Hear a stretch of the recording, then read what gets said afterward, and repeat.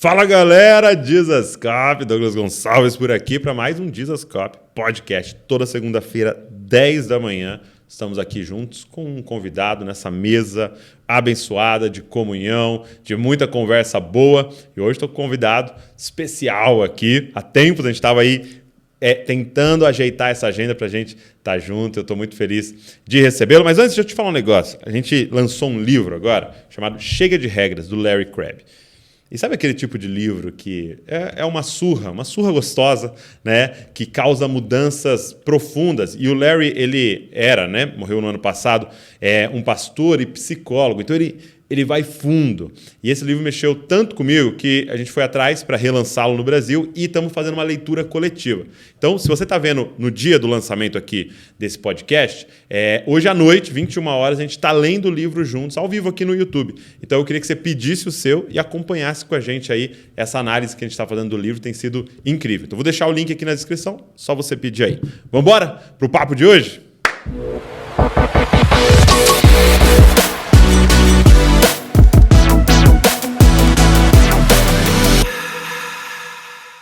Meu amigo, Iago Martins. Douglas, que alegria. Que honra. Uma alegria estar aqui. Ainda bem que deu certo finalmente, né? Finalmente. Toda vez que eu vim em São Paulo, você tinha fugido de São Paulo. Você estava em outro lugar. Você falava, tô aí. Que isso, Iago? É o poder do Espírito Santo. Claramente a unção que emana de mim. Vou crer nisso. No Ceará, a gente tem um ditozinho que quando acontece esse tipo de coisa, a gente diz, se for de Deus, fique, se não for, vai embora. Amém. Então, Pronto. se for de Deus, fique. Se não for, a gente repreende. Muito bom. Caiu os livros aqui, mas tá todo mundo vivo. Mas tinha que ser Você comigo. mexe com os livros, Tinha né? que ser comigo. Não, eu filmo coisas quando eu viajo, às vezes, para mostrar para minha esposa. Porque, assim, eu conto e ninguém acredita. Assim, eu sou um azarão. Sei lá, ontem eu fui pra academia e eu tive que pular a janela da academia, porque tava fechada a academia do prédio e o cara tinha que... O moço lá do Serviço Gerais estava tentando arrombar a porta para abrir. Eu disse, moço, eu sou o ninja da favela, eu sou especialista em pular muros e entrar em janelas. Então, deixa eu tentar te ajudar. Eu subi lá na escadinha, entrei na janela fina lá. Mesmo. Eu queria fazer isso porque eu perdi um peso, então eu queria poder entrar na janela fininha. Queria mostrar, né? Pra mim mesmo, assim. Você eu mesmo, consigo lógico. entrar neste buraquinho. Me deixou muito feliz. Mas assim, essas coisinhas acontecem comigo o tempo todo. É muito engraçadinho. Assim. Eu me divirto. E a gente até conversou já há um bom tempo falando, vamos gravar online, né? Tava meio ainda na pandemia ali. Sim. E aí você falou, não, vamos esperar, a gente grava presencial. Sempre legal, né? Esse papo pertinho. A internet é uma benção, assim, essa conexão que a gente pôde ter, mas de fato estar junto E a gente parece incrível. um pouco, né? Um pouquinho, pelo menos. Né? Eu tava no evento uma vez, aí alguém me parou e disse, você é o cara do Dizascope? É mesmo? Mano? Foi, eu disse, sou. Aí tirei uma foto, assim. Até hoje a pessoa acha que tirou uma foto contigo, Olha entendeu? só. E não foi. Então... Se ela postou, o pessoal desmascarou isso aí. Mas agora é o seguinte, todo barbudo de óculos parece com a gente. Todo barbudo de óculos é isso, é o mesmo formato. Eu tenho um distintivo, que eu tô ficando careca. Então já dá pra marcar um pouco. Tá entrando mais aqui, né? Aqui. Mas vai acontecer comigo também. Meu pai já preveu o meu futuro ali. Mas cara, meu pai não é careca, cara. Ele não é? Não é, eu peguei essa maldição de alguma outra área da família. Assim. Meu pai... Não, eu peguei ele é grisalho, fui grisalho muito cedo. Então o cabelo começou a ficar... Você tá com quantos anos? 30. 30 anos? 30. Eu rodei de pneu murcho. A carcaça tá meio... Não tá boa, não. Mas eu acho que tem muito a ver também com a posição, né? As coisas que a gente faz, gera... O pastorado... porque aqui, ó, por exemplo, aqui, ó. A galera sempre faz para mim uma biografia aqui da pessoa, né? Então, nasceu no Ceará, pastor da Igreja Batista Manaim, é um escritor, aqui tá autor de 15 livros. Tá atualizado? Tá atualizadíssimo. Olha aí. Acertaram. Dá palestra pelo Brasil, em América Latina, mestre em teologia sistemática, aí com bacharel em teologia, especialização em áreas de economia política e neurociência, membro do corpo de especialistas do Instituto. Esse aí não é mais. Não é mais. Pronto. Ludwig, como é que fala isso? Dá para cortar isso aí. Ludwig von Mises. Não é mais. Não sou mais. Foi membro do corpo. Presidente do Instituto Schaefer. Olha aí, Teologia e Cultura. Presidente do Conselho de Missão... É GAP que fala? GAP. Atuante na popularização da teologia na internet. Então, assim, é apresentador do canal 2 de Teologia, é casado e pai da Catarina. Então, a melhor parte. Parece de alguém com mais de 30 anos, né? Talvez. Que hora você fez isso aqui? Você começou com 11? Comecei com 15. Exato. Me fala um pouco dessa sua jornada. Quando é que foi um despertar para você da sua vocação? Cara, eu sempre gostei de estudar. Né? Isso desde escola? Desde escola. Mas eu nunca gostava de estudar a matéria da escola em si. Né? Então, assim, eu era muito pequeno, eu não lembrava exatamente de eu estudando em casa. Né? Mas eu gostava de prestar atenção nas aulas, eu gostava de matemática, eu gostava de exatas. E eu estudava em colégio público. Colégio do Estado, depois colégio público, mais federal. Ali sempre em Fortaleza? Fortaleza. Nasci e cresci em Fortaleza. E eu fiz uma das Olimpíadas de Matemática que o ensino público promove e tirei uma posição elevada lá na época. E um colégio elite da minha cidade me chamou. Com que idade isso? Quinta série. Fundamental. Tá. Quantos anos é isso? 10 anos. 10 anos. Então, era por aí. 10, 11. Lá pelos 10, 11 anos. Aí me levaram... Eu recebi uma bolsa de estudos no colégio de elite da minha cidade. Então, assim, a mensalidade da escola era a renda da minha família, por exemplo. Devia ser mais que a renda da minha família, provavelmente. Então, era uma escola de muito porte. E eu conheci uma coisa incrível, que era a biblioteca de uma escola rica. Né? E eu adorei aquilo. Então, assim, eu gostava muito de ler, desde muito jovem. Então, eu ia... O colégio me chamou para que eu fosse um destaque acadêmico, para gerar, obviamente, alguma reputação a mais para a escola. Mas minhas notas começaram a diminuir muito porque eu pegava os livros da biblioteca, levava para a aula e ficava lendo escondido tudo. Assim. Então, eu lia muita literatura, adorava literatura.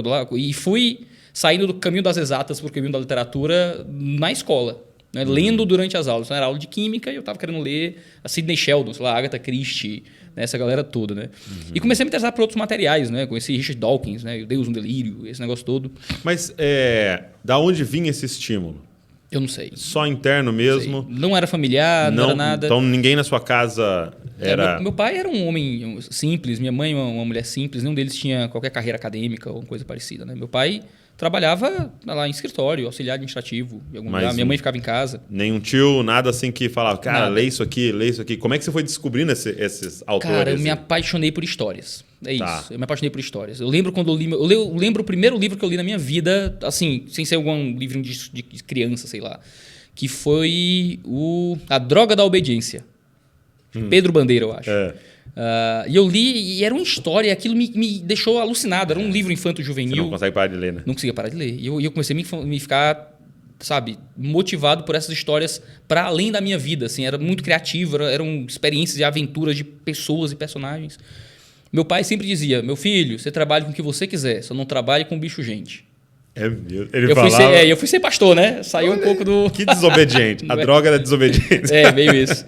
Mas eu era fascinado por personagens, por pessoas, assim, né, no mundo das histórias. E eu comecei a ler muito nesse período, ler muito.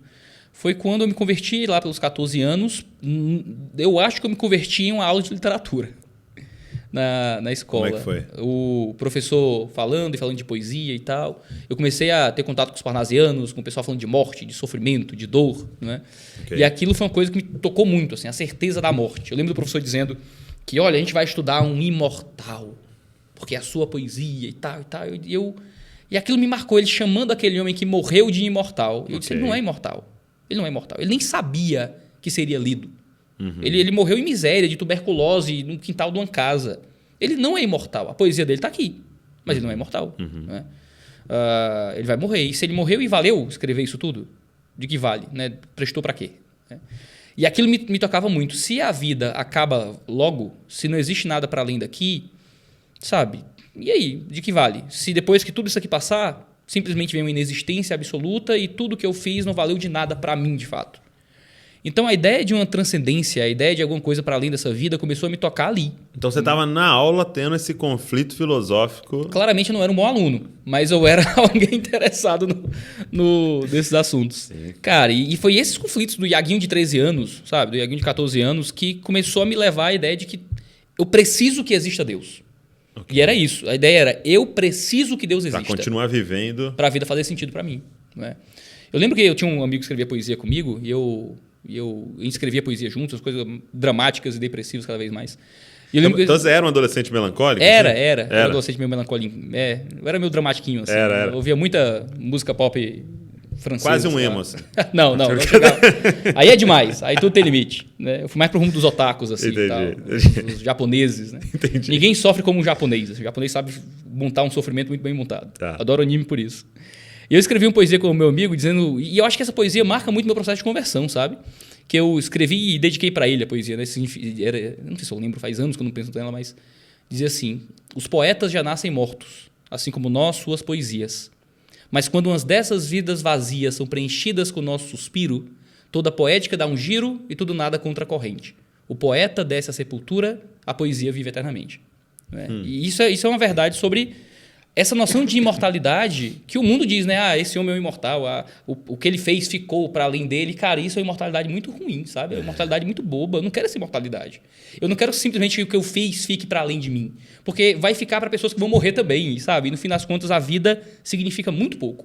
E é impossível viver coerentemente assim. É impossível levar isso a sério e viver assim, sabe? Se você vive como quem não vai deixar nenhuma consequência real no mundo, além de uma influência na vida de alguém, ó, um legado que eu deixei para alguém. Cara, isso é muito pouco. E é muito real que essa geração está buscando a imortalidade exatamente dessa forma, de forma muito clara, né? Por isso a gente tem uma cultura do desempenho, né? Porque talvez você converse com um jovem e tal, ele nem sabe colocar isso em palavras, mas é isso que está ali no interior dele, movendo ele. Se eu não tenho uma vida depois disso daqui, eu preciso pelo menos deixar uma obra. Né? E aí que os coaches estão navegando. Por quê? Porque há essa cultura do desempenho. Só que ela é massacrante. É massacrante. Porque é uma religião substituta, né? É uma religião substituta. Por isso é uma imortalidade substituta, né? Uma escatologia substituta. E se você tenta alcançar esse tipo de mortalidade imanente, intramundana, cara, você vai ter que se esforçar ao nível da redenção, ao nível de uma divindade. Para conseguir satisfazer o seu coração a esse nível. Não, e fora que há muitas coisas externas que estão em jogo, né? Então você pega um cara genial no futebol, tá a Copa do Mundo acontecendo, inclusive a Arábia Saudita. Nossos jovens da minha igreja estão felizes demais, gente. É mesmo. Nossa, alegria. A Copa começou hoje. Estava lendo aqui. Hoje acabou de perder a Argentina. A Argentina de 2-1 para a Arábia Saudita. Depois que proibiram o gol de mão, nunca mais a Argentina foi alguma coisa, né? Um abraço aos irmãos argentinos, com todo carinho. É só brincadeira. Só brincadeirinha, só mais descontrair. Você pegar um jogador de futebol, cara, como depende de circunstâncias. Logicamente, o cara ser bom, treinar, mas tem que estar no lugar certo, na hora certa, não ter machucado. Então, se a sua... É pura sorte, né? Essa imortalidade através do seu desempenho. E eu tenho a impressão que mesmo os gênios, os caras que deixaram algo assim muito relevante para nós, eu tenho a impressão que eles morrem num desgosto de tipo, não era o suficiente, não fiz. Sabe, a sua ótica da sua própria obra. E nunca será. Eu acho que Augusto dos Anjos foi o poeta brasileiro que melhor captou isso. Eu digo porque foi importante para mim mesmo, assim, na minha vida. Ele tem uma poesia, ele é mais famoso pelo versos íntimos, né? Aquela cospe na boca, que te beija, né? Esse negócio todo. Mas ele tem uma poesia dele, se chama Budismo Moderno, se não me engano, em que ele diz... Olha que triste. Ele diz: tome-lhe, doutor, essa tesoura e corte minha singularíssima pessoa. Que importa a mim que a bicharia roa todo o meu coração depois da morte? Ele diz: um urubu pousou na minha sorte e também nas diatomáceas da lagoa. A criptógama cápsula se esbrou ao contato de bronca destra forte e dissolva-se, portanto, minha vida. Igualmente a uma célula caída na aberração de um óvulo infecundo. E que o agregado abstrato das saudades fique batendo nas perpétuas grades do último verso que eu fizer no mundo.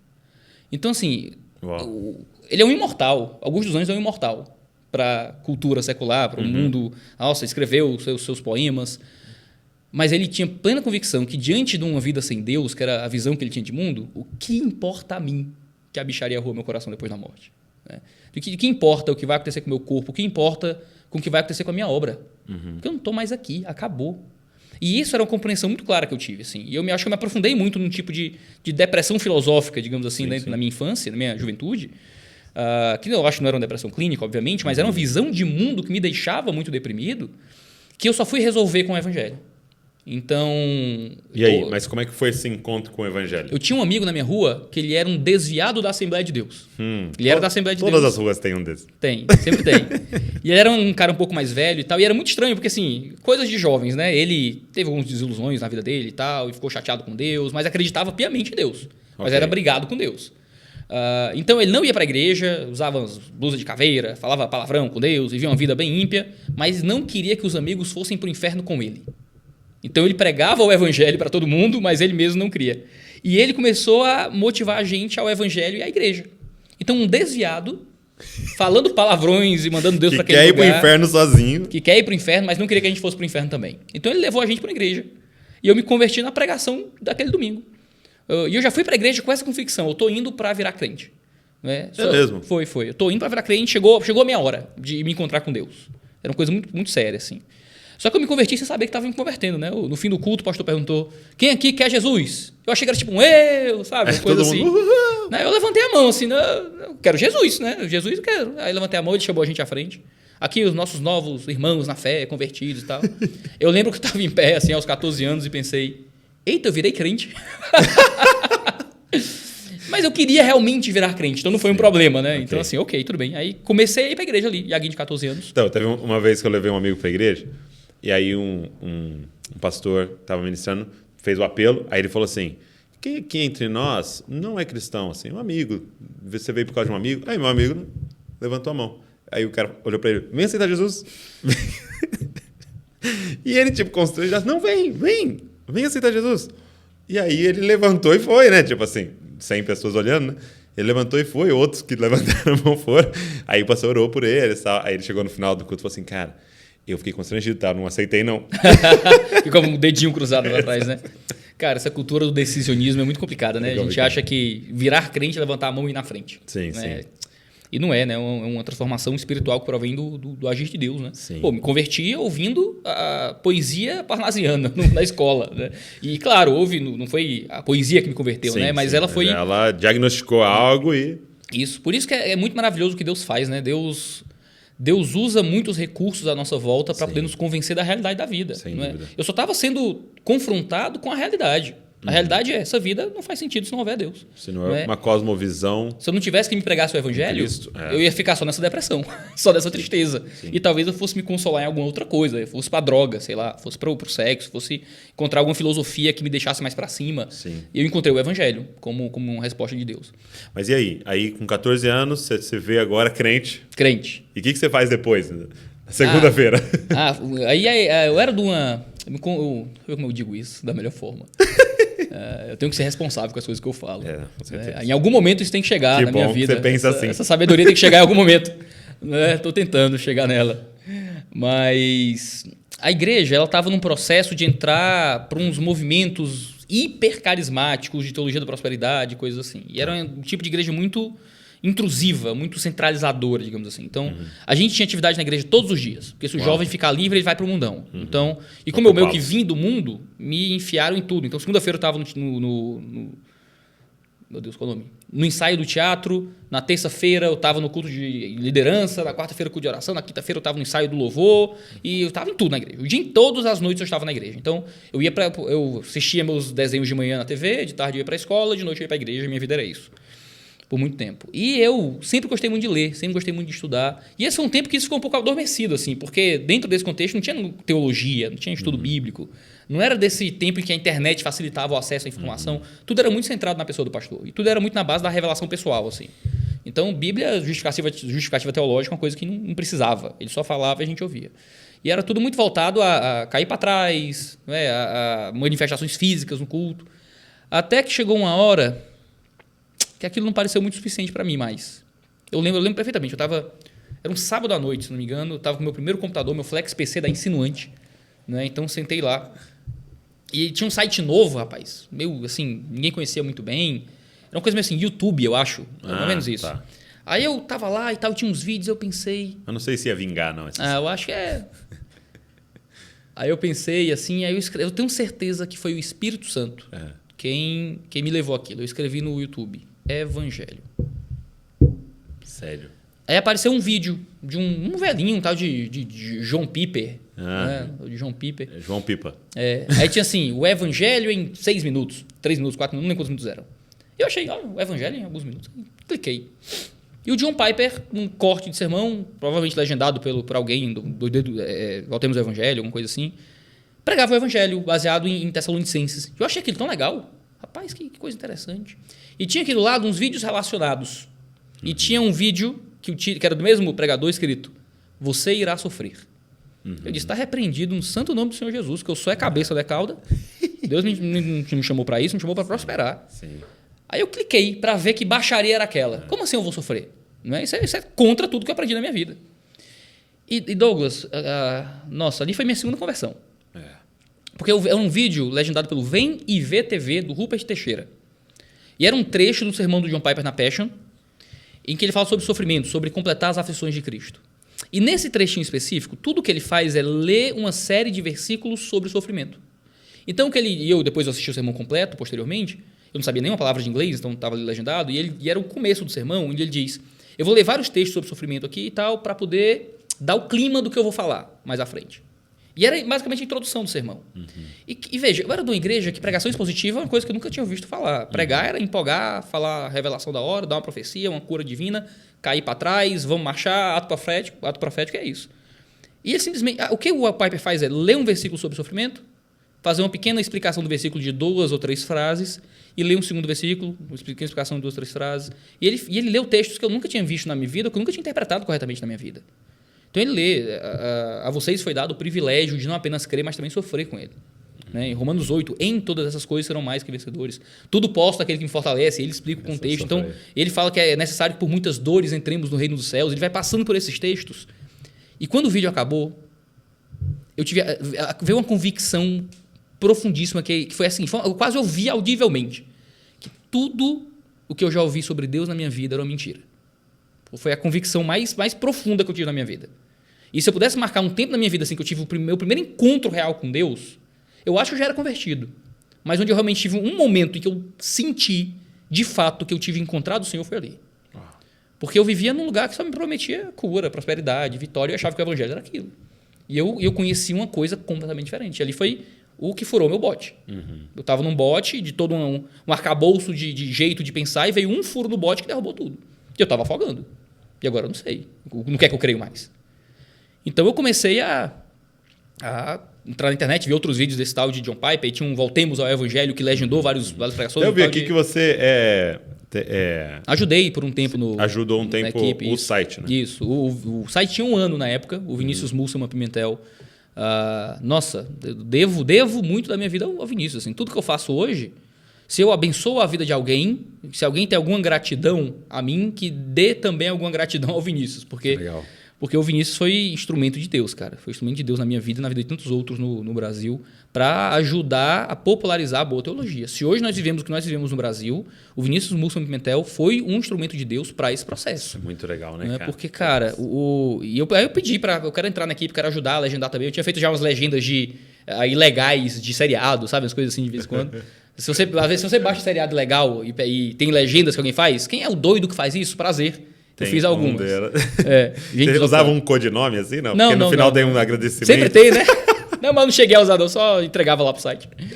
Aí eu queria fazer legenda, mas não entendia nada, não entendia uma palavra de inglês. Nada, sabe? Verbo to be. E você queria fazer a legenda? Eu sabia fazer a sincronia da legenda. Então eles me mandavam a tradução, eu fazia a sincronia, eu não precisava saber o inglês, porque eu entendia onde acabava e terminava a frase, né? Pelo tom de voz. Eu errava ali no meio, mais ou menos, uma coisinha, mas aí eu fui aprendendo inglês aí. Eu comecei a aprender inglês aos 15, 16 anos. Não, peraí. Não, eu já tinha 17, 18 anos mais ou menos quando isso aconteceu. Então foi quando eu comecei a aprender inglês. Né? Tá. Aprendi inglês tentando ler sermão do John Piper no Google Tradutor. É mesmo. Por isso que meu inglês é um lixo, né? Cá entre nós eu falo muito mal. Joel Santana podia me dar aula. Mas a gente vai tentando, né? Você leio. Não, hoje eu já leio, assim, leio inglês todo dia. Legal. Não é impossível hoje ser teólogo e ser bilíngue. Assim. Você tem que conseguir ler outros idiomas. E se você lê português e inglês, está lendo pouco. Né? Você tem que brincar com francês, tem que brincar com alemão. Se você quiser brincar de teologia mesmo, assim, de verdade. O coisa que tá, para mim, leio instrumentalmente com muito sofrimento, né? Aí eu tento falar inglês, é uma vergonha, assim, é difícil. O pessoal que é piada já do de teologia, assim, sempre que tem alguma coisa que eu entrevistar alguém em inglês e tal, entendi. Eu já começo pedindo desculpa já, porque o brasileiro gosta de se zoar. Lá não, os americanos te tratam, nossa, você fala muito bem, incrível. Porque para eles, como o americano, a maioria não fala uma segunda língua, né? Para eles, alguém falar 2 línguas é algo extraordinário. Se eu falasse a língua padrão do mundo, eu também não falaria uma segunda língua. Não precisaria, né? Todo filme que você vai é na sua língua, maravilhoso. Pois é muito fácil, né? Mas eles são muito motivadores. E a gente também, né? Chega um gringo falando, tudo bem, como vai? Excelente seu português, vai lá, né? Eu entendo, mas a gente se critica mais, né? Então, e a gente que se expõe nas nossas incapacidades também. E uma outra coisa né? também, você vê que nenhum outro país se preocupa com o negócio de sotaque, né? Então você vê um japonês falando inglês, tá nem aí. Um indiano falando inglês, tá e às nem vezes aí. Até a gramática meio truncada e tal, meio e índio. Ele não tá nem aí. E dá palestra, né? Aí a gente não quer pegar o sotaque. Quer pegar... Não, é muito legal. Não, depois que eu ouvi o croata lá do Slavoj Žižek palestrando e falando com aquele sotaque impossível de entender, então tá tudo bem. Então posso... Vambora. Tenho que preocupar com a gramática, o sotaque tá bom. Mas e aí?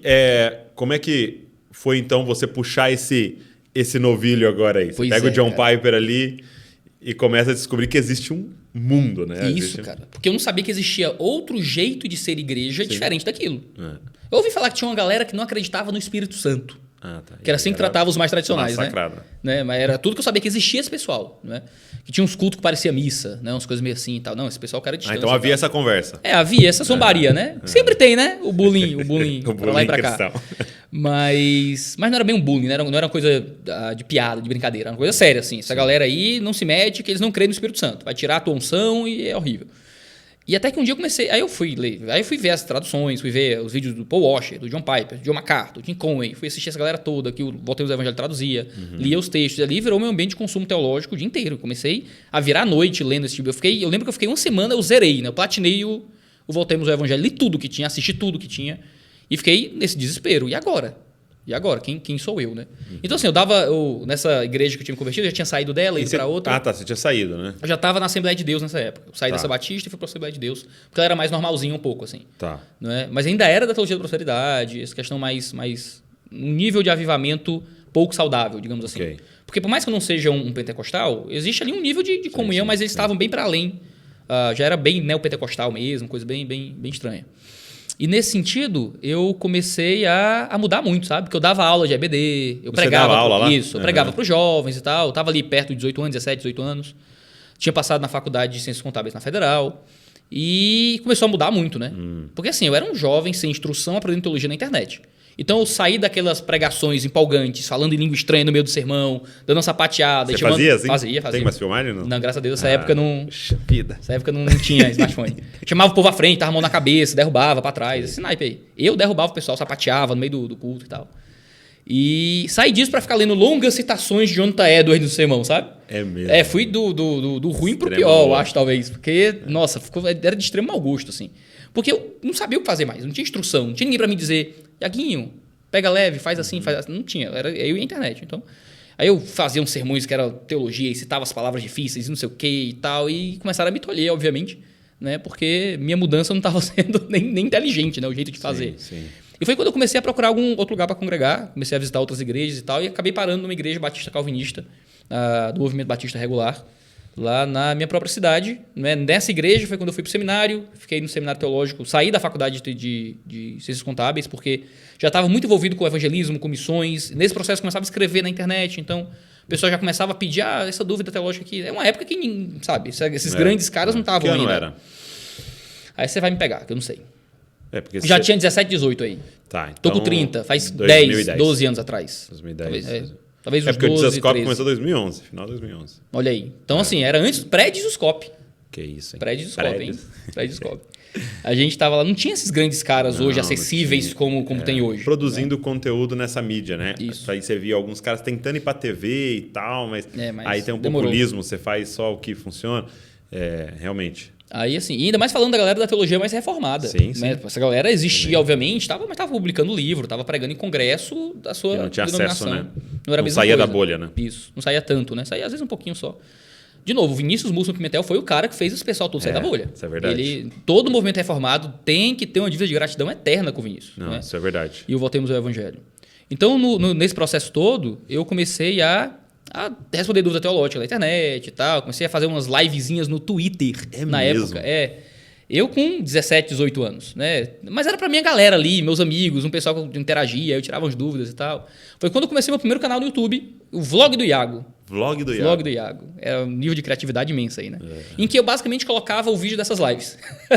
Eu fazia essas livezinhas no Twitter com uma webcamzinha qualquer e tal, gravava com outra câmerazinha aqui do lado, na casa da minha mãe, e cortava ali os trechinhos e tal, e fazia isso domingo à tarde, né? E gravava e colocava lá no YouTube. Era bem mal feito, bem tosco. Não tem mais nada disso no ar também. Não tem também? Não. Eu tenho esses vídeos ainda. Tem guardado, né? Tem guardado. Mas não tá mais no ar. Né? E foi quando eu queria fazer isso. Né? Eu queria entregar minha vida para Deus.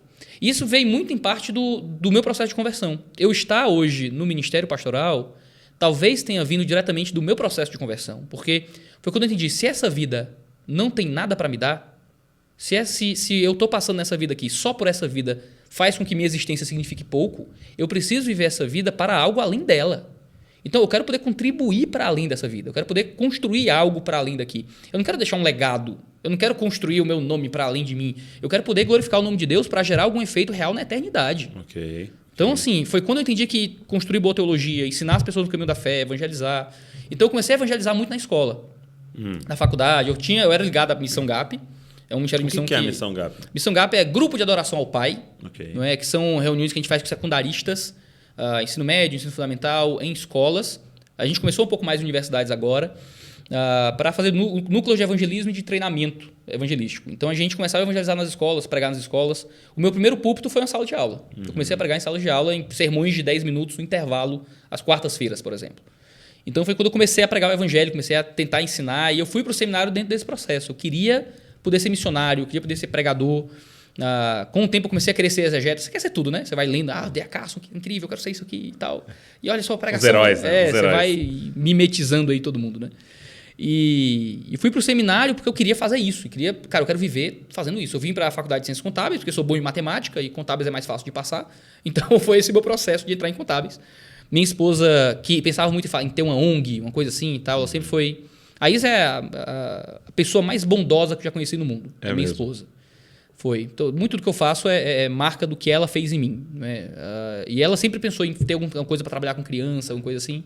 Eu disse, bom, não sou bom com isso, mas eu sou bom com número. Eu vou fazer contabilidade, que aí eu ajudo na parte técnica da coisa. Né? Isso, na parte técnica da ONG. Mas foi essa cabeça mesmo que fez a gente Ela já estava na faculdade de Ciências Sociais e eu estava em Contabilidade. Então, eu estava lá na parte de mexendo com número e ela estava lá criticando o capitalismo. Né? Então, não, ela não, mas a faculdade lá.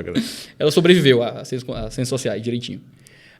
Mas aí a gente estava nessa ideia, mas aí no meio, 1 ano e meio de contábeis, eu já entendia que, cara, não é isso. Faltava aula para evangelizar em escola. O tempo livre que eu tinha, eu estava lá traduzindo para Voltemos ao Evangelho. Eu estava dormindo 2, 3 horas por noite. O primeiro ano de contábeis inteiro, assim. E reprovando cadeira, porque eu não estava estudando para nada e tal. Tem também a culpa do truco. O truco tem uma parte da também culpa tem aí. Também tem horário de truco. Não foi só, Iago, que homem santo. Teologia. Que homem santo, né? Deixou de estudar para evangelizar. Não, deixei de estudar para jogar um truco também. Né? Também tem o pecado que entra. Mas eu entendi que não era isso. E foi uma parente minha descrente. E você parou? O truco? Não. Eu ainda jogo. Parei contábeis. Com 1 ano e meio. Com 1 ano e meio. Com 1 ano e meio de contábeis, uma parente descrente me deu um conselho quase que mercadológico, digamos assim. Né? E foi muito engraçado. Ela disse, Iago, tu tá viajando aí para pregar no Brasil todinho. Aí tô. Você tá falando para um monte de gente, o pessoal quer te ouvir. Tá indo, sendo requisitado em vários lugares. Isso dá algum recurso. Dá. E assim, por que você não investe nisso? Eu fiquei meio assim, numa lógica mercadológica. Uma lógica totalmente mercadológica. Né? Só que assim, isso foi importante para mim, porque o meu medo de sair de contábeis é que eu achava que ia morrer de fome. Eu fui um dos primeiros da minha família a passar na faculdade, por exemplo.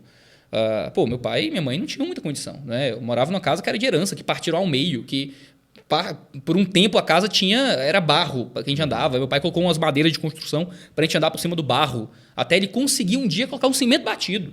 Sabe? Eu vim da pobreza. Eu não era um cara que podia brincar de ser artista. Sabe? Papai e mamãe... Deu errado, meu pai e minha mãe me ajudam. Eu tento... depois eu tento... Cara, não tinha isso. Eu passei na faculdade, podia ser a chance da minha vida. A única oportunidade de eu não viver na pobreza. E essa acaba sendo assim uma das maiores...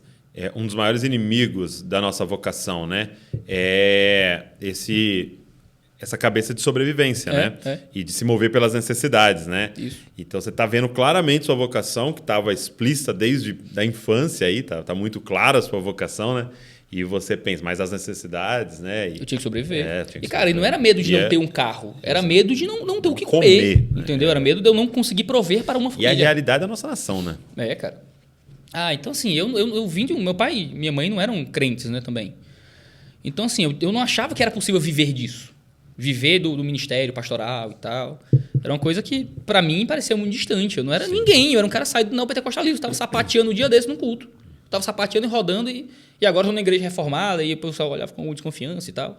E eu ainda era meio petequinha, assim, e tal, mesmo na igreja mais sensacionista e tal. Ainda, esse processo foi um pouco mais longo, assim.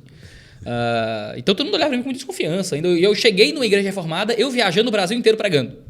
E houve esse processo de que eu comecei a viajar muito cedo. Sabe aquele negócio de famoso que se converte, sabe? O cara, sei lá, é músico, badalado do mundão, aí se converte, aí começa já, novo convertido, pregar em lugares e coisas assim. E não é o meu caso, obviamente, mas assim, eu virei reformado. No processo que o pessoal já queria me ouvir falar sobre reforma e, sabe, e não sei o quanto isso foi saudável para a minha vida.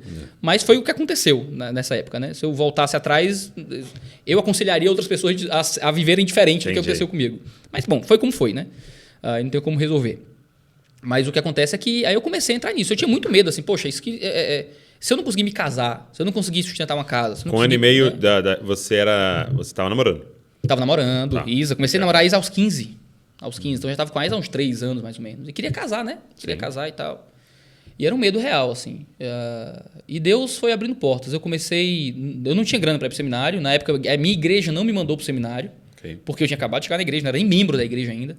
E queria muito, sabe? Meu pressa juvenil e tal. Queria muito estudar. E hoje eu tenho um pouco mais de maturidade como pastor para entender que, poxa, o jovem que está nesse calor, é muito conveniente pará-lo ao invés de canalizá-lo, sabe?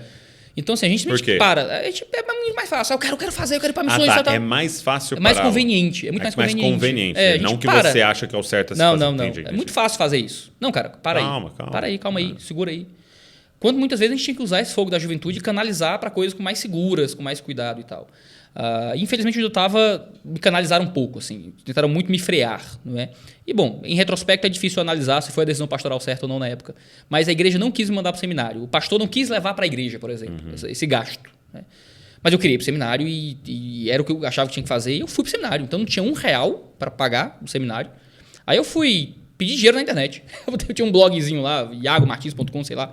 Aí tem gente que queria ir para o seminário e tal, foi uma postagemzinha lá, uma páginazinha do lado aqui. Como é que chama agora? Crowdfunding. Crowdfunding. Mas era tipo, eu botei na minha conta bancária e me ajudem aí e tal. Eu escrevia os textos de teologia, botava no Facebook e tal. E quem quisesse lá uma forcinha dava, né? E aí? Eu lembro que quando eu cheguei, eu me matriculei sem R$1, sem nem ter dinheiro, nada. E o pessoal, um colega meu do ensino médio, que tinha acabado de passar em medicina em outra cidade do interior, o pai dele sustentava ele lá, ele pegou uma grana dele e pagou minha matrícula, que era metade da mensalidade. Que era um outro moleque lá de 17 anos, sei lá. Só que ele tinha uma família com um pouco mais de posse e tal, e me ajudou. Mas para ele deve ter sido também um gasto, né?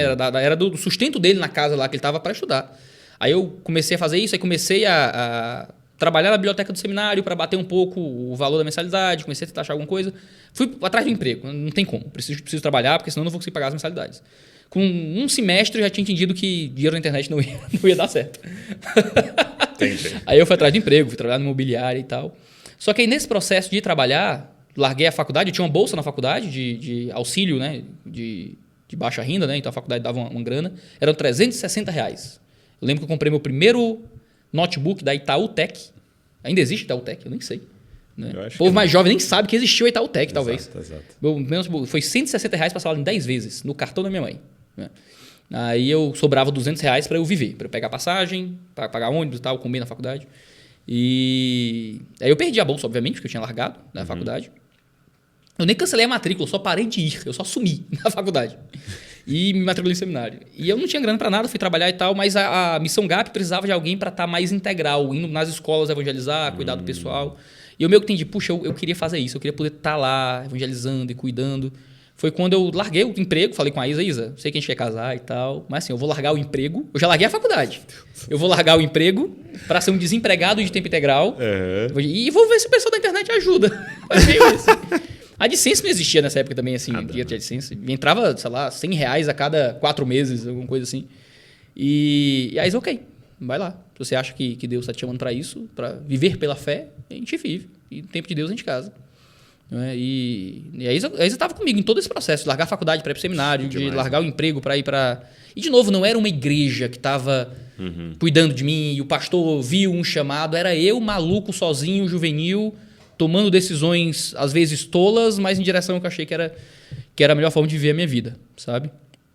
E cara, aí o pessoal da internet começou a ajudar um pouco mais. Se compadeceram. Não, eu já estava conseguindo, assim, a fortuna de uns R$500 por mês já, assim, entendeu? Então, já dava para comer alguma coisa, já dava para pagar as passagens para ir para a faculdade e tal. Foi quando a Missão de Brasília viu a gente. Foi quando eu fiz aquele documentário Ministérios Fracassados, ainda no vlog do Iago. Foi... A minha primeira obra de sucesso foi um documentário chamado Ministérios Fracassados. Tá. Que era sobre fidelidade no ministério, mesmo sem fama ou reconhecimento ou o que é que seja.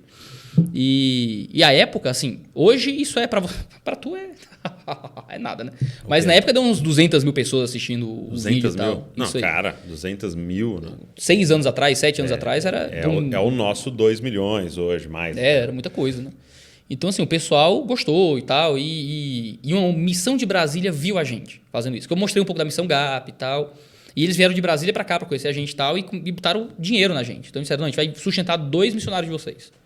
Aí eles pagavam um salário mínimo para cada um, mas, cara, para mim, um salário mínimo, mais uns 500 que entravam na internet, um salário e meio, caramba. Aí, assim, eu vim de uma situação diferente, né? Então, ganhando 1.500 por mês, eu juntei... Não, ganhando 1.300... Não, 1.500. Ganhava 1.500 por mês, pagava meu seminário, ajudava em casa com a internet e consegui juntar R$12 mil em 10 meses. Mão de vaca, mão de vaca. Não, mão de vaca. Aí foi quando eu casei. Foi quando eu consegui casar, a Missão de Brasília e tal, eu ajudava.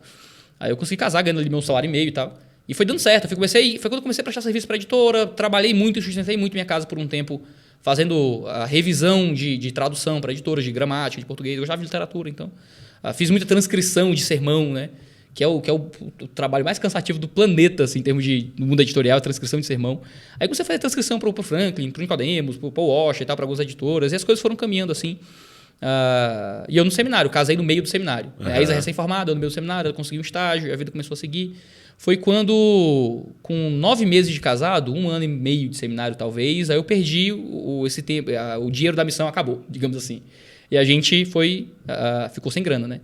Aí foi quando eu comecei a arrumar emprego de novo, né? Eu voltei para o mercado de trabalho, fui vender livro numa livraria bíblica. É mesmo? Vendedor de livros. Isso eu já viajava para pregar, eu já estava viajando o Brasil inteiro, eu já era famosinho na internet e era vendedor em livraria bíblica para sobreviver, para ganhar um salário mínimo. Eu entrava lá às 7 da manhã, saía 5 da tarde, em pé o dia inteiro, que era proibido sentar, de sapato social.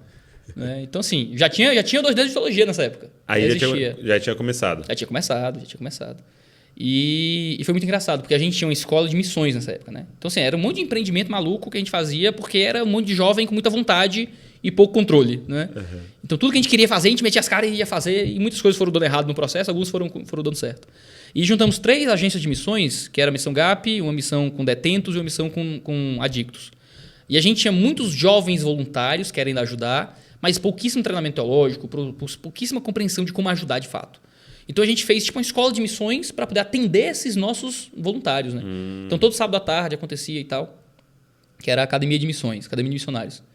Era eu, o Yuri e o Miguel. Miguel, o Migão até hoje.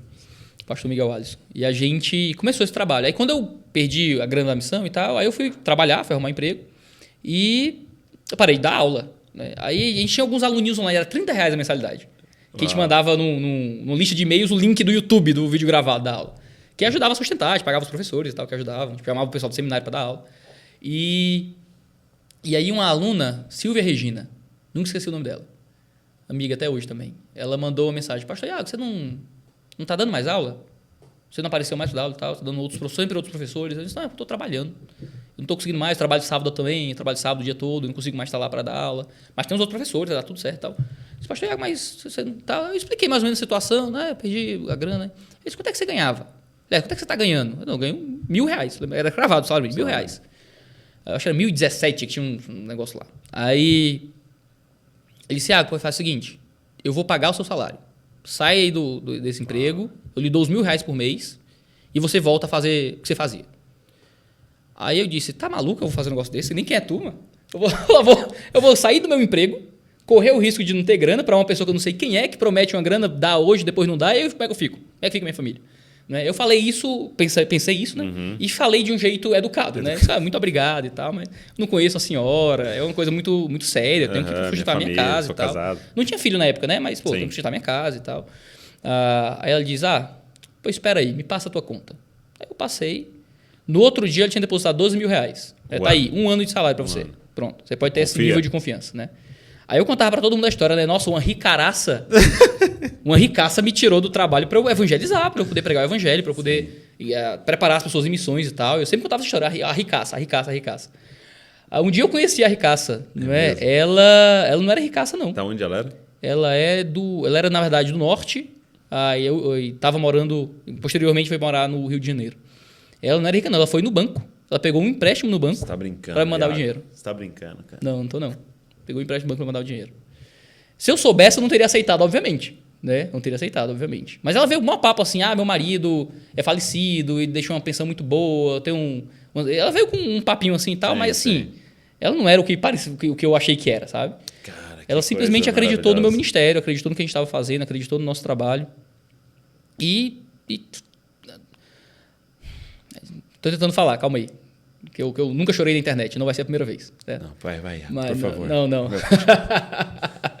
Mas ela simplesmente olhou para um desconhecido que dava aula na internet e quis, com uma dose de sacrifício pessoal, apoiar um trabalho de uma pessoa aleatória, sabe? Ela emprestou dinheiro no banco. Foi. Um dia eu vou pagar de volta esse dinheiro. Mas assim, cara, é inacreditável, assim. E foi isso que fez as coisas irem para frente, assim. De eu conseguir continuar no seminário estudando, de eu poder continuar gravando os vídeos pro YouTube. O Dojo estava no começo aí. E a gente não estava mais conseguindo gravar vídeo também por causa dessa dificuldade de estar trabalhando o dia inteiro e tal. Consegui voltar para a obra missionária. E aí eu comecei a viajar mais para pregar e tal. E aí foi esse um ano, com o apoio dessa irmã, que as coisas começaram a andar em direção ao que vão hoje. Né? Deu ser um produtor de conteúdo para a internet, deu conseguir ter uma editora para publicar a Boa Teologia e tal. E ter ido para o pastorado hoje. Eu não sei se eu teria conseguido continuar no seminário, se eu teria conseguido estudar, sabe, aprender grego, hebraico, essas coisas todas, num bacharel em teologia para poder ir para o seminário. Né? Foi um apoio de uma irmã de longe, que nunca tinha me visto pessoalmente, que me via dar aula, que assistia uns vídeos, sabe? E eu acho que isso, toda vez que eu ouço a história de alguém, é muito claro isso, né?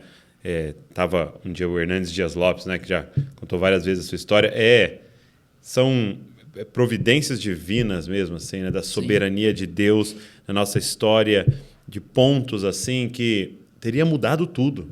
Sim. Né? Teria sido tudo diferente se você não digitasse Evangelho no YouTube aquele dia e se essa mulher não tivesse aparecido, se o Voltemos ao Evangelho decidisse que não ia produzir mais também e não ia legendar nada. Se o Vinícius não tivesse quebrado o fêmur.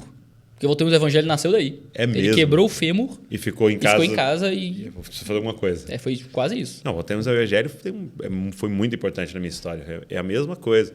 É engraçado que um dia eu estava no encontro de casais do meu pai e eu filmava, né? E olha só como são as coisas. Eu lá na câmera filmando e tal. Aí o encontro meio que acabou, um casal chegou para mim e falou assim, eu trouxe um presente para você. Eu falei, que legal tal. E aí era um DVD. Um CD assim. Falou, eu gravei um monte de pregação aí para você. E me deu um DVD, tipo, um monte de pregação. E aí eu cheguei no quarto do hotel, tinha acabado o evento, aquela canseira, né? Abri o notebook junto com o cavalo assim, falei, o cara me deu um DVD, coloquei assim, cliquei no primeiro. Aí era aquela pregação chocante do Paul Washer. Que maravilha. Cara, maravilha. Tipo assim, a nossa vida foi mudada naquele dia. Entendeu? E eu não era nada ali no evento no sentido, eu estava filmando, entendeu? Como que o cara pensou? Vou levar um DVD para aquele cara que eu sei que está lá filmando e vai fazer sentido. E que ainda não era não pregava, não fazia nada. Eu até achava que eu ia ser designer, que ia ser outra coisa. E o cara dá esse DVD, nossa vida começa a ser mudada ali, e aí depois John Piper e tal, e eu voltamos ao Evangelho traduzindo aquilo para a gente poder ter acesso. E é muito doido, cara. E assim, eu acho que tem dois lados essa história para mim, assim, para a galera que tá nos ouvindo. Primeiro, você que é vocacionado, cara, vai. Deus tá preparando tudo, fique em paz, vai vivendo, vai servindo, vai amando, né? Vai fazendo o que está na sua frente e que essas pessoas, essas situações vão aparecer na sua vida. E também o outro lado, né? Se Deus está te impulsionando cara, talvez ofertar em alguém, a gravar um DVD e dar para alguém, pegar um link e mandar. Quantas pessoas tiveram a vida mudada por um link que foi mandado, um livro que você comprou e foi para alguém? Talvez pode ser esse, chega de regras, tá? O link está na descrição. Cara, um livro que você deu para alguém, isso é muito doido, cara. Cara, é maravilhoso o que Deus faz, assim, porque eu não tinha nenhuma ilusão de que as coisas iam dar certo, sabe? Às vezes a gente tem a ideia de que não, eu vou largar tudo e Deus vai prover. Eu vou largar tudo. Eu tinha plena convicção, eu posso largar tudo e pode dar errado. Tá. Eu vou largar tudo e eu posso não ter grana para continuar no seminário. Eu vou largar tudo e talvez não dê. E talvez eu precise voltar atrás depois. Então não era pôr um Deus na parede e falar, agora você se vira, você tem que fazer. Cara, nunca tive esse tipo de coisa. Eu lembro quando eu estava querendo ir para o seminário, eu conto isso no meu primeiro livro, Você Não Precisa de Chamado Missionário. Eu estava assistindo V de Vingança. Aí tem um trecho em que a Eve confronta lá o anarquista revolucionário, que é cunhado da letra V, e ela pergunta, você acha que destruir o parlamento fará de Londres um lugar melhor? Ele responde, não existem certezas, só existem possibilidades. Olha só. Eu disse, meu Deus, eu não tenho nenhuma certeza de nada, mas existe uma possibilidade à minha frente e eu vou pegar. Okay. Quando eu estava querendo largar o emprego para me dedicar de tempo integral, ser um missionário, largar o emprego para ser um desempregado de tempo integral que evangeliza, eu estava tomando banho. Na época não existia um smartphone, se existia, não era acessível para mim. Eu tinha meu notebookzinho da Itautec. Estava na privada do banheiro, tocando música enquanto eu tomava banho. Que era o que eu conseguia fazer para ouvir música tomando banho. Eu adorava música. E tocou uma música dos Engenheiros do Havaí, que canta, na falta de algo melhor, nunca me faltou coragem. Se eu soubesse antes do que eu sei agora, eu erraria tudo exatamente igual. E claro, a gente não pode cantar isso pensando em errar no sentido moral. Né? Claro, pecado, né? Eu me arrependo dos meus pecados todos e pecaria diferente. Aliás, não ou pelo menos daria não pecar. Né? Mas em termos de se arriscar nas coisas da vida e tentar fazer coisas para Deus, cara, se for um erro, eu prefiro me dar mal tentando fazer alguma coisa útil. Sim. A época de se dar mal é agora. Eu sou solteiro, sou jovem e tal, não tenho grandes redes de proteção, mas morreu no morro. Então vamos ver qual é. E assim, eu tinha muito medo, ficava ansioso, ficava preocupado, mas Deus foi sendo muito bondoso, assim, muito bondoso. Muitas coisas deram errado pelo caminho, muitas coisas não funcionaram, bate a cabeça em muitas coisas, errei de muitas formas também. Muito da minha história é uma coisa que não pode ser imitada, porque muita coisa, se tivesse alguém para me ajudar e para me aconselhar no processo, teria sido menos traumático, menos doloroso, eu teria errado menos. Né? Eu comecei a produzir teologia para a internet com 17 anos. Indo para um seminário eu falei muita besteira, sabe? Disse coisas que... Ainda mais num contato de comunicação muito rápida, como Facebook, com coisas assim, sabe? Então eu tava lá brigando com um pastor veterano, sabe? Tá errado, heresia, esteja refutado, sabe? Essas juventudes, né? Que nos pegam. Mas fui pro seminário, esse processo todo. No terceiro ano do seminário, eu estava nessa igreja servindo. No terceiro ano do seminário, o deão acadêmico do seminário, que é o pastor Valber Veras, que era irmão do meu pastor, aliás, é irmão do meu pastor, que era meu pastor na época, ele me chamou para ser pastor auxiliar dele na comunidade, né, na Batista Manaim. Isso faz 8 anos, isso faz 7 anos, na verdade. Estava no último ano do seminário. Então, eu fui lá pastorear como pastor auxiliar e foi uma das maiores bênçãos da minha vida, porque eu pude pastorear sendo auxiliar de alguém mais velho, de um veterano. Isso é maravilhoso. Então, cara, eu fiquei como auxiliar do Valbert por 5 anos, 4 anos, até inverter. Aí ele virou meu auxiliar e eu virei titular dele. O que é uma loucura para muita gente, né? Sim. Todos os manuais de eclesiologia do mundo... Não ensinam isso. Você é o titular e vai embora. Vai embora, você vai minar a liderança do outro. Sim. E tal, essas coisas todas, mas com o Valbert funciona. O Valbert é um homem que é cheio do Espírito Santo, que me ensinou a ser pastor. Me ensinou a ser pastor. Me ensinou a olhar para o ministério, cara, de uma forma que eu não vi por aí, sabe? Enquanto a gente vive, ainda mais no contexto que a gente vive, Douglas. Aí você vai entender o que eu estou dizendo talvez melhor do que muita gente que está ouvindo a gente. Mas a gente vive num contexto em que o ministério se lê e se resume em termos de projeção, sucesso e eficácia do que você faz. Né? Então, nós somos avaliados constantemente, até pelos nossos pares, às vezes, pela geografia da nossa igreja, pelo tamanho, pela receita, pelos círculos onde a gente consegue sentar, pelas mesas onde a gente faz parte, pelos lugares que a gente consegue ir. Os materiais que a gente produz, né? O que a gente publica ou não publica. Não é? E isso acaba sendo uma coisa que cresce muito aos olhos de ministros mais jovens, sabe? Eu sento com o pessoal que está indo para o seminário, né? Eu quero muito ser pastor. Eu quero muito ser pastor. Eu digo, pois fecha o olho aí. E se imagina pastor. O que é que você está vendo? Cara, e é quase sempre a casca. Eu me vejo pregando no púlpito no domingo. Eu me vejo estudando a Bíblia para poder pregar. Eu me vejo em umas conferências, escrevendo livros, coisas no YouTube e tal. E diz, cara, você não quer ser pastor. Vai virar palestrante, vai virar coaching. Né? Talvez você consiga o que você quer. Né? Você tinha que fechar os olhos e conseguir se ver na sala da casa do casal em crise. Sabe? Tentando conciliar, indo na bocada pegar o jovem drogado. Sabe? Indo levar membro da igreja de luto para reconhecer o corpo da mãe no hospital. Você tinha que se imaginar dando aconselhamentos e voltando de novo com a mesma pessoa que está passando pelas mesmas crises, tentando consolar a gente na depressão, sabe? O ministério pastoral não é essa casca que é vista por fora. E o Valbert foi o cara que me fez, cara, ter uma âncora muito forte com a realidade do que é vida de igreja. O Valbert é um cara que tem 2 bacharéis, 2 mestrados, tem doutorado, deu um acadêmico do seminário, sempre assediado para pastorear em outros lugares e continuou escolhendo pastorear uma igreja na periferia, na Vila da Bala. Então, só para a gente entender a dimensão, ele é o deu um acadêmico do seminário. E o que é isso? É o cara que lidera a parte acadêmica do seminário. Ele é o reitor acadêmico do seminário, digamos assim. E aí ele pega um aluno, não tinha nem concluído ainda, e chama para ser auxiliar dele. Isso. E depois de alguns anos, ele coloca esse aluno como titular da igreja e ele é auxiliar desse aluno. Isso. Exatamente isso. Meu Deus. E é um relacionamento maravilhoso, assim. Funciona muito bem. É difícil. Eu lembro quando... Nunca vou esquecer disso. Quando no culto de troca... Vou chamar isso, culto de troca. Troca de inversão. É o culto de posse meu, né? Ele pregando, ele falando a palavra dele no final, assim. Não foi ele que pregou, foi outro pastor amigo nosso. Ele disse assim, agora o Iago é o meu pastor. E eu acho que foi só ali que eu entendi o peso que estava acontecendo. Ele disse, agora o Iago é o meu pastor. E eu fiquei... Disse, cara, não dá. Não tem como ser pastor do modelo acadêmico, sabe? Do meu mentor. Como é que eu sou pastor do meu mentor? Não é? E eu sou pastor do meu mentor. Sim. Não é? E isso é muito legal porque funciona porque o Valbert é crente. Isso é uma coisa que o Miguel sempre falava isso, que eu te falei agora há pouco, o Miguel Alisson, que foi meu melhor amigo no seminário e é um dos melhores amigos até hoje. Ele dizia, Iago, tu tem uma sorte que poucos pastores auxiliares têm. O teu pastor titular é crente. Tem a boa acidez cearense nisso aí. Sim. Mas, cara, eu aprendi. É engraçado, o pessoal ligava pro Valbert para dar entrevista na TV. Porque tem uma matéria e tal. Ele disse, qual é o horário? É 2 da tarde. Ô, querida, é hora do meu cochilo depois do almoço. Ele não ia. Eu dizia, Valbert, tem gente que mataria uma criança para poder estar na TV falando. Entendeu? Então, eu disse, cara... Ele recebia convites, ele ganhava um salário, o Valbert ganhava um salário ridículo para o grau acadêmico dele, como pastor da igreja. Sim. E ele recebia convites para igrejas maiores, com salários suntuosos. Assim.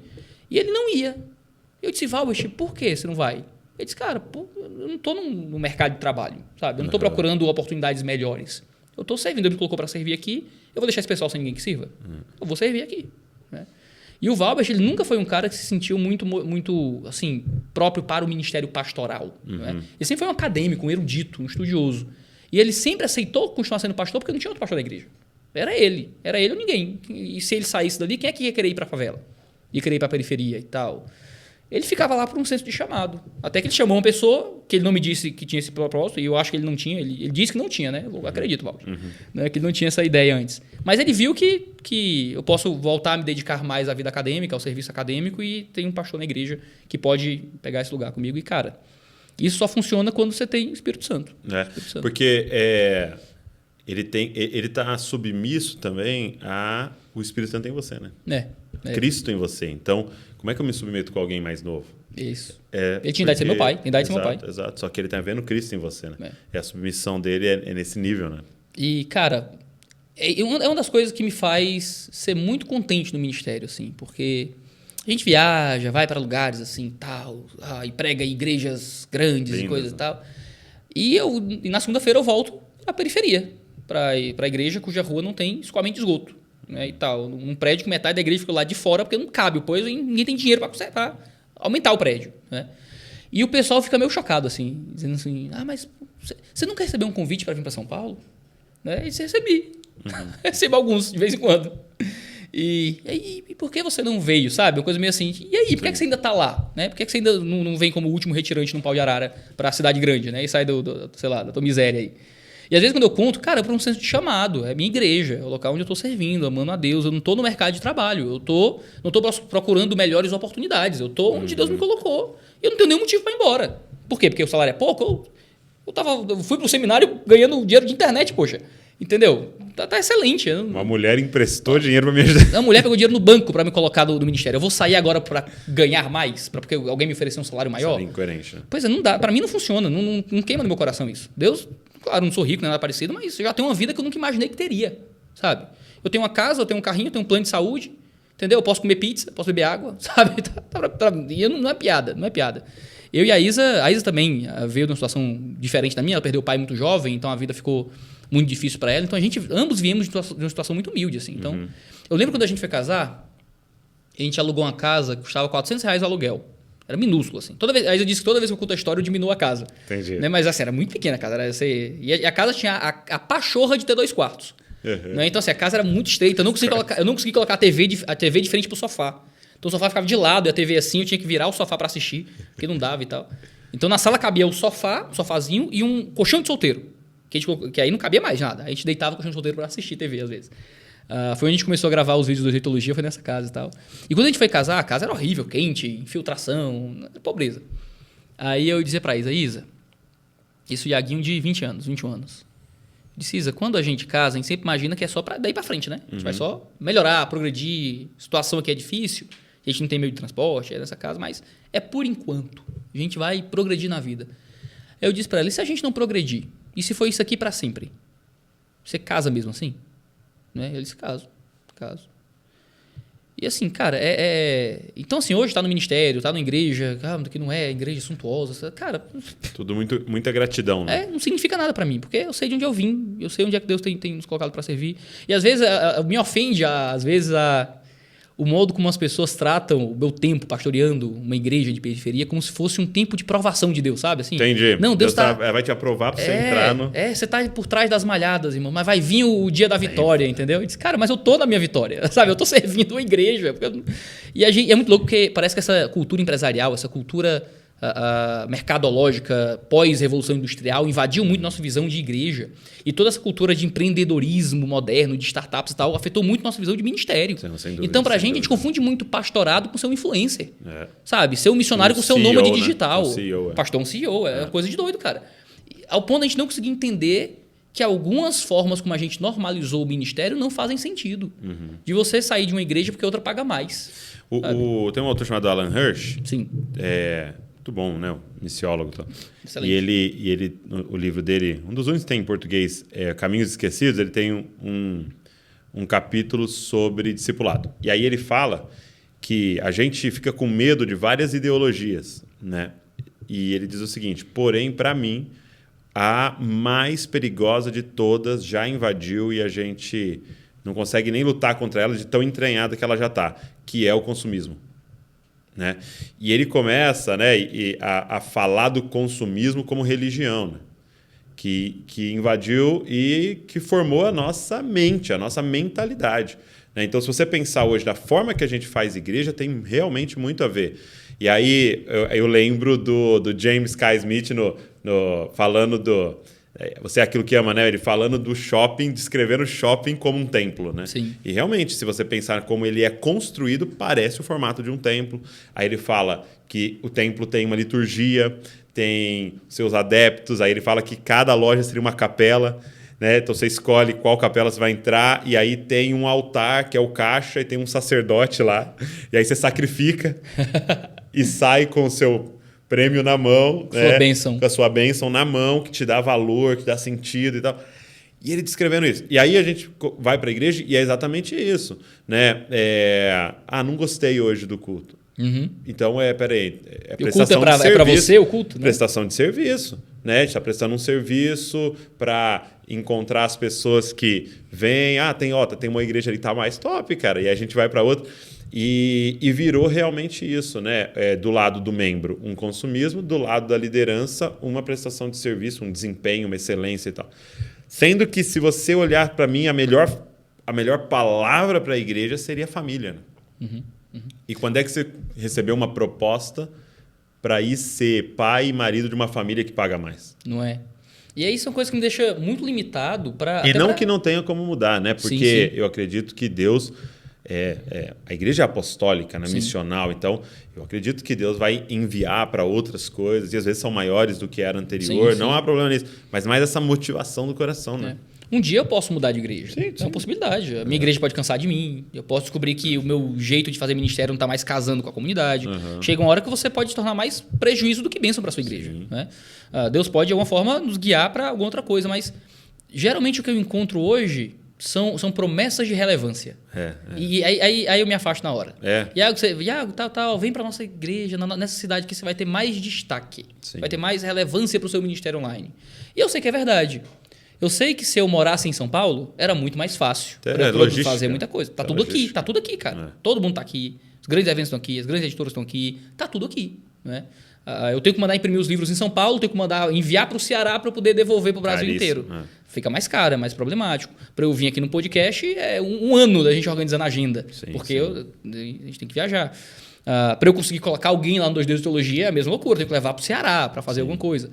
Então, assim, eu sei que minha vida como produtor de conteúdo online seria muito mais fácil se eu morasse em São Paulo. Eu sei que teria mais destaque, eu estaria pipocando em podcast. Eu não teria que vir de manhã aqui, sair daqui direto para um podcast, do podcast para o terceiro podcast do dia, porque estou em São Paulo, tenho que aproveitar para ir nos lugares que me chamam. Mas, cara, é muito doido porque parece tão pouco. Parece tão pouco. Assim, eu largar o serviço para minha família, sabe? Porque não é pela denominação, não é pelo prédio, é pelas pessoas. É porque quando alguém me chama para sair, para pastorear em outro lugar, eu lembro do rosto, sabe, do Carlinhos, eu lembro do rosto da Karine, eu lembro do rosto da Renata, eu lembro do rosto do Davi, sabe? Poxa, eu vou ter que... Vou parar de ajudar esse casal, vou parar de servir essa família, vou parar de comer churrasco com essa galera. Não vão deixar de ser as pessoas que são a minha família, entendeu? Família. Não vale a pena ir embora, entendeu? Não vale a pena ganhar mais. Você diria que... Você falou várias vezes, você usou o termo Iaguinho, né? Várias vezes você falou do Iaguinho.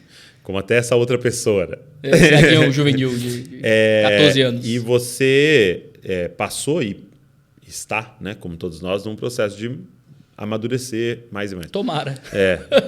Às vezes a idade chega antes da sabedoria. Entendi. Então você é alguém mais maduro do que você era, como você disse, não faria certas coisas e tal. O que você acha que mais contribuiu para o seu processo de amadurecimento? E eu pergunto isso porque é muito comum a pessoa no seminário ali ficar na sua imaturidade, fazer várias coisas e até se perder nisso, né? E você está trilhando um caminho de maturidade. O que você diria assim, que foram ferramentas de Deus? Duas coisas. Eu acho que duas coisas foram... Três coisas foram os principais instrumentos para eu melhorar um pouco, né? Talvez, né? Poço de maturidade desse rapaz, né? Coloca aqui se você concorda. Não. Tô brincando. Por favor, não façam isso. Aí você vai me proibir de ler os comentários. Entendi. Minha saúde mental vai pro saco desse jeito. Mas... Três coisas. Três coisas. Ser pastor de uma igreja local te coloca na vida real. Não tem pra onde ir. Você tá lidando com problemas reais, de pessoas reais. Cara, te dá um coração diferente, assim. Quando alguém aparece lá fazendo até sua pregação muda, né? Até sua pregação muda. Alguém chega com um comentário maluco lá na internet, por exemplo, eu digo, cara, isso aqui podia ser muito bem a irmã Francisquinha, sabe? Lá da igreja. E até a cabeça é outra. Isso te amadurece muito, você está lidando com conflitos muito reais, sabe? Você participa da vida das pessoas em momentos muito extremos, o tempo inteiro. Você está treinando gente, você está consolando gente, você está indo visitar gente no hospital porque a criança nasceu e indo pregar no velório à noite. Uma vez um membro da nossa igreja, terminei de pregar, terminei o culto, a esposa dele me ligou de vídeo. Ele falou, ele quer despedir de você. Ele quer, com câncer, internado, ele quer falar a última vez com o cara.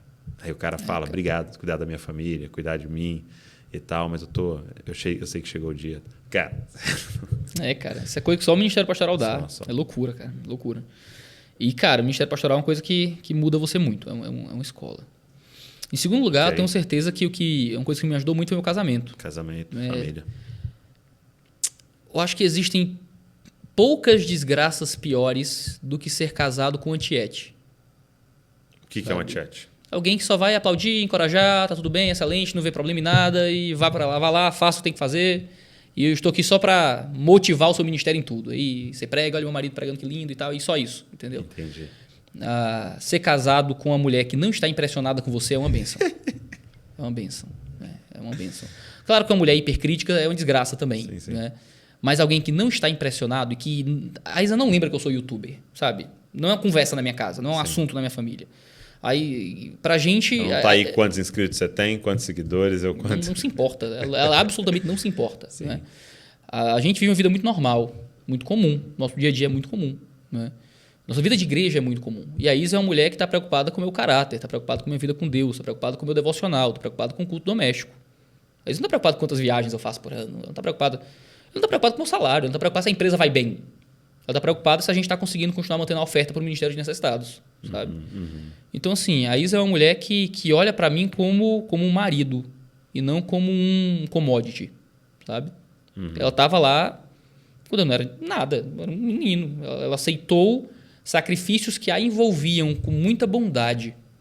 Né? Ela aceitou que o marido passasse um ano dormindo com mendigo, por exemplo, para poder escrever o Máfia dos Mendigos. Né? E que se ofereceu para ir comigo. Isso eu que não deixei. Eu não queria ver a mulher dormindo na rua comigo. A Isa é, de longe, o maior instrumento do Espírito Santo para conseguir ajudar a fazer um homem melhor. Assim. Qualquer coisa que eu pregue, que eu escreva, que eu diga, é efeito do que a Isa é em mim. Muito bom. Né?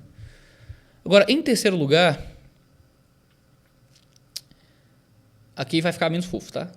Menos fofo. Mas os conflitos com os pares, outros colegas pastores, me ajudaram muito. O destaque é uma coisa muito complicada, sabe?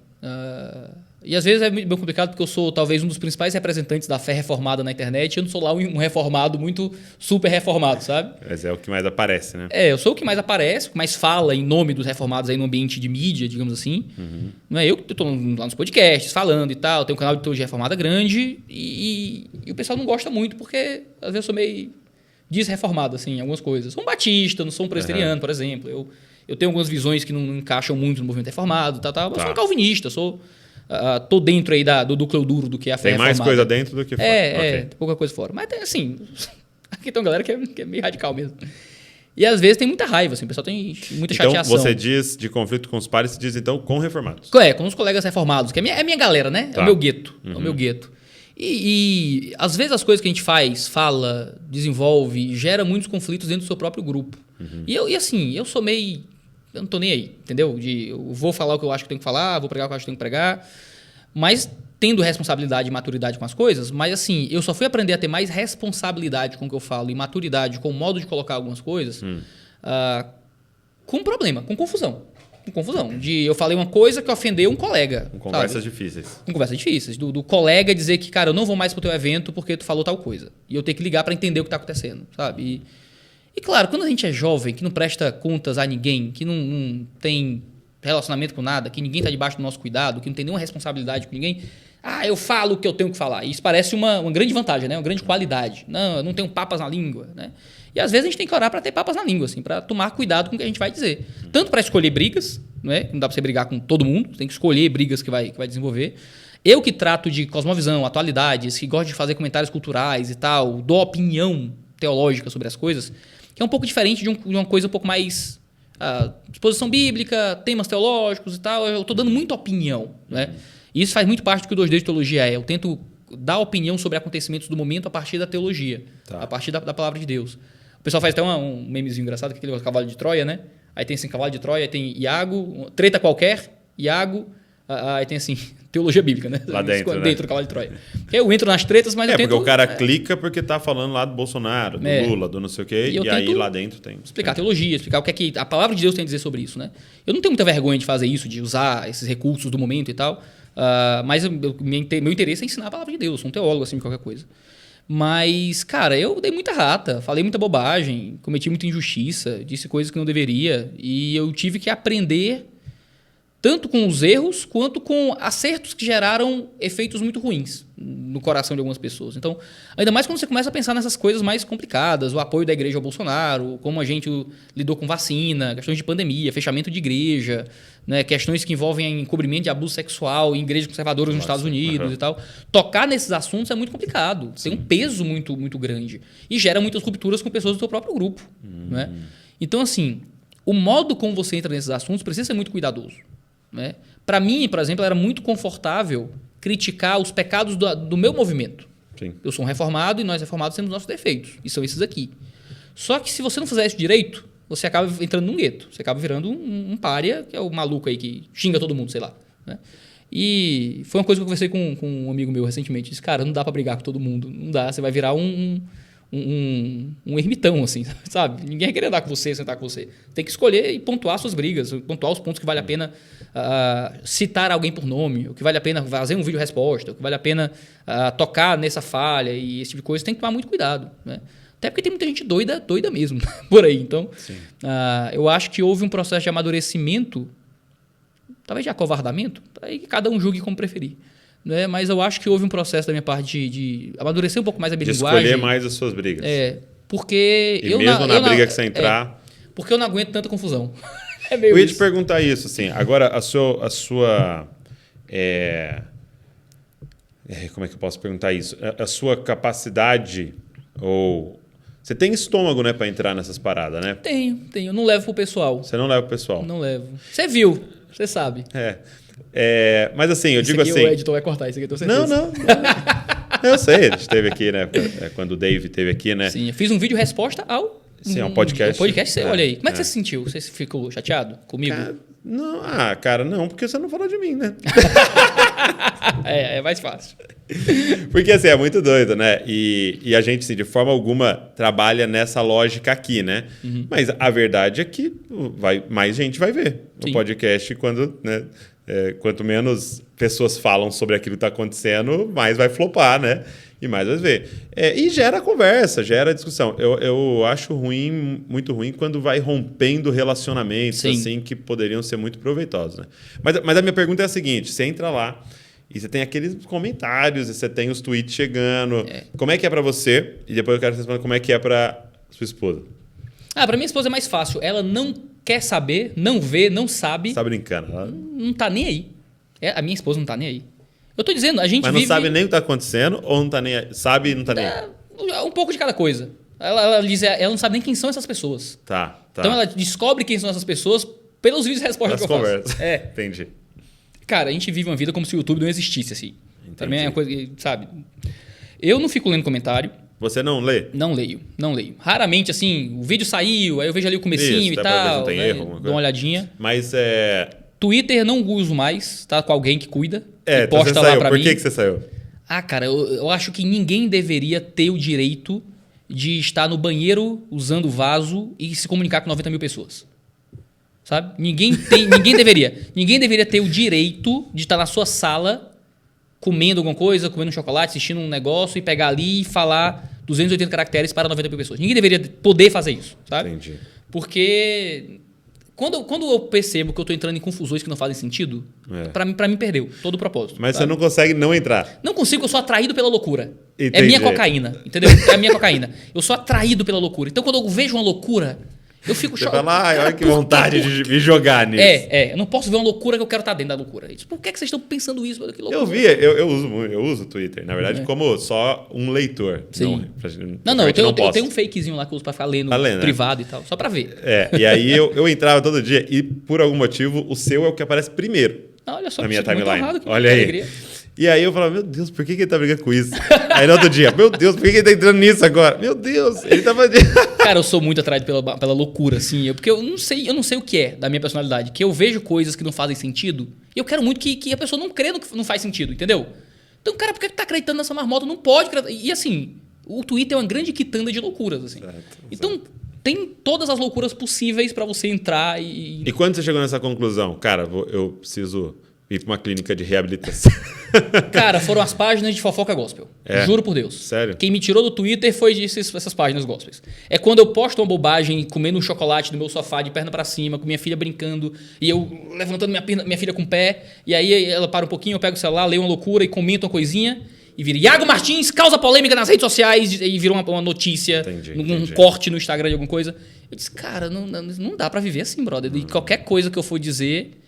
virar um acontecimento, sabe? Coisas boas não viram, né? Uma frase teológica, uma coisa legal, um cuidado. Nada. Quando eu trato alguém bem, alguém me xinga e eu mando Deus abençoar ele, isso não vira notícia, entendeu? Não. Mas na hora que alguém comenta uma coisa, eu digo, pastor, como vai? Tudo bem? Eu acho que não era exatamente isso que eu disse, você está interpretando mal. Aí diz, Iago, treta com cicrano, entendeu?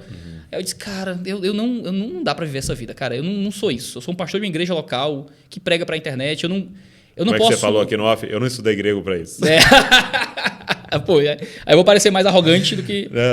Mas eu entendo o sentido de para que você se preparou? Né? Qual a coisa mais relevante que você pode fazer, mais útil? Né? Eu não consigo, cara. Esse tempo, né? Sei lá. Por eu entrar em confusões, não é? Eu já tenho essa imagem, o Iago é treteiro, né? Iago é confuseiro e tal. E eu sei que tem essa imagem e eu que criei para mim. E não culpo ninguém por pensar isso. Mas eu me orgulho das confusões que eu escolhi entrar. Tá. Eu me orgulho. Eu comprei algumas brigas e eu não tenho nenhuma vergonha delas. Tá. Né? Porque algumas brigas precisam ser compradas e eu acredito que eu comprei direito. Não baixei o nível com ninguém, não levei pro pessoal, analisei as coisas, preguei o evangelho, fiz o que tinha que fazer. Né?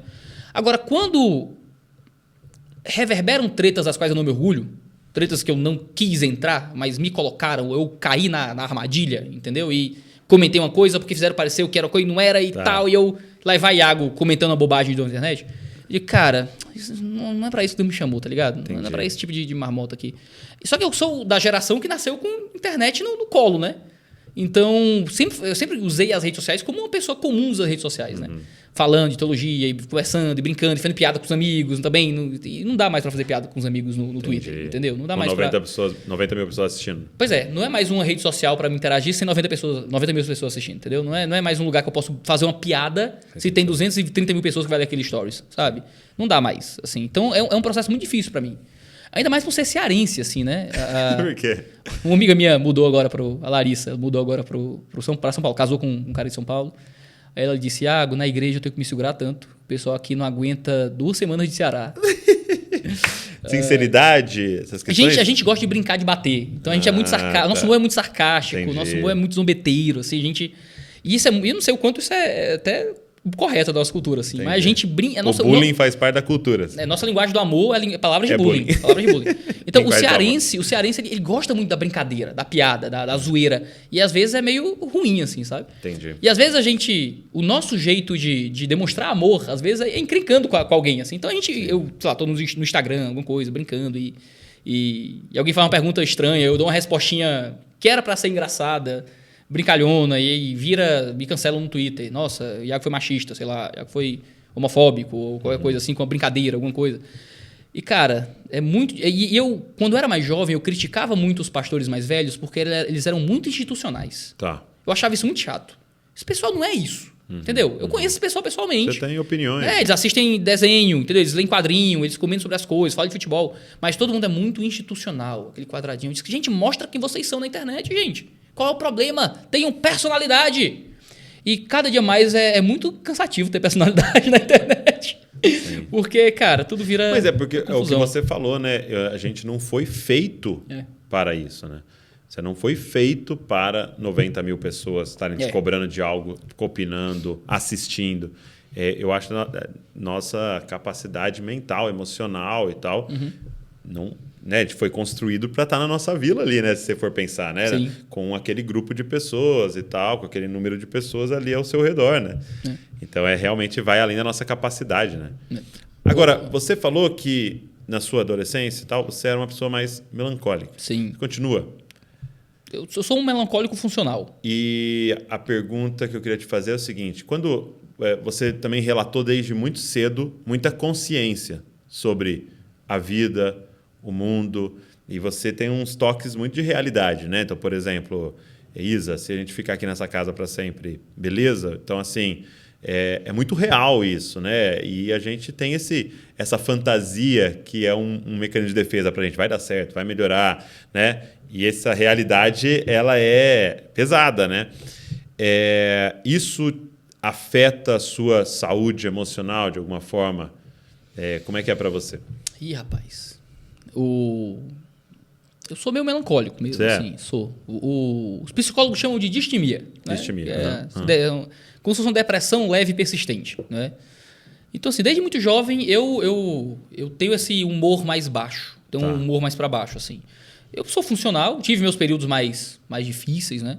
Eu tenho um amigo que ele tem uma depressão um pouco mais intermitente, vai e vem, é mais profundo, e ele diz que ele se sente sempre na beira do precipício, assim. Ele acha que qualquer momento vai cair, num buraco profundo, né, e tá ali. Eu não me sinto assim. Eu sou emocionalmente muito estável. Eu não tenho grandes variações de humor, esse tipo de coisa. Eu sou aquele cara ali, sempre ali. Você sabe o que esperar de mim. Estarei sempre ali, né? Eu não sou o cara que domina a mesa, que fala nos rolês e que tá sempre batendo papo e tal, não sei o quê. Às vezes fico ali e tal, me forço para comunicar um pouco mais. Às vezes tem uns efeitos negativos disso, né? Eu já passei por momentos mais difíceis. Em 2019, eu tive um burnout muito sério, eu depressão. Relatando isso. Tive um tempo de depressão mais profunda, ideação suicida, esses negócios todos. Mas era uma tragédia anunciada, né? Eu tava fazendo 1000 coisas ao mesmo tempo. O que você diz, você fez muita coisa, só que tem um preço, esse tipo de coisa, né? Então, não funciona bem. Mas a minha vida foi melhorando, assim, em termos de conseguir lidar com isso, né? Eu, conversando com um colega psicólogo, eu sempre digo, cara, eu sou triste e sou feliz assim, sabe?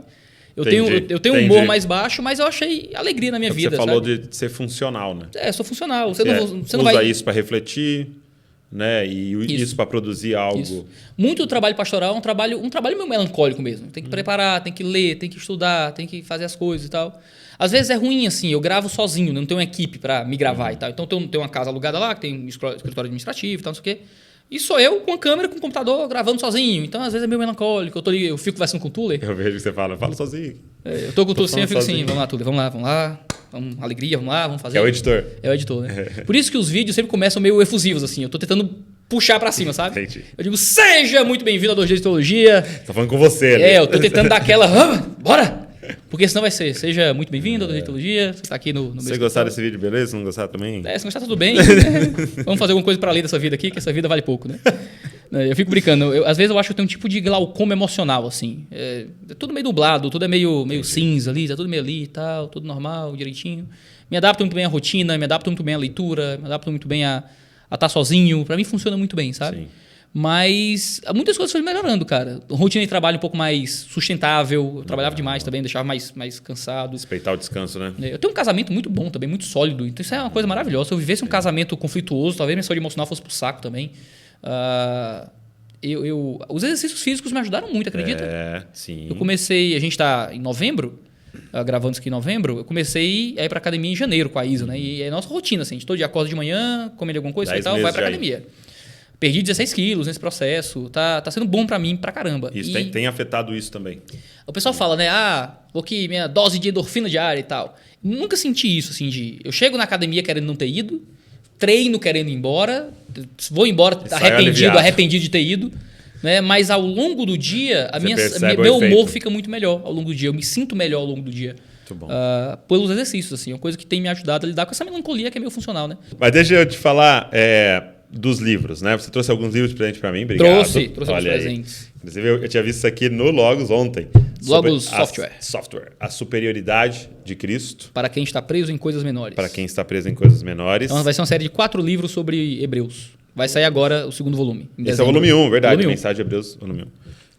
Você é o ponto fraco de Deus e outras mentiras da teologia do coaching.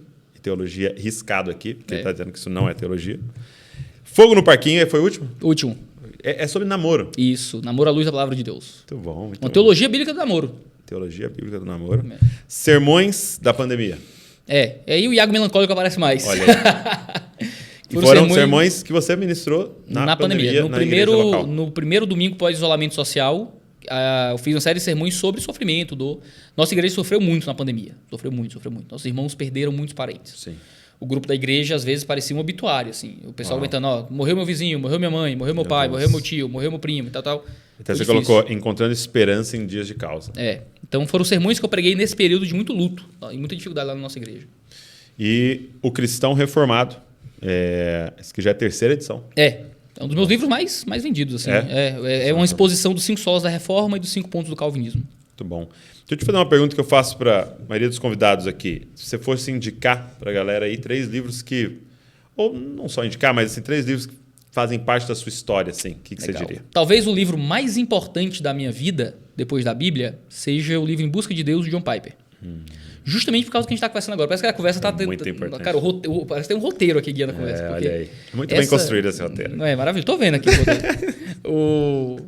Porque o John Piper faz uma teologia da alegria. Né? Então, assim, eu achava que era tudo bem. Ser feliz era uma coisa complicada. Assim, o crente tem que sofrer.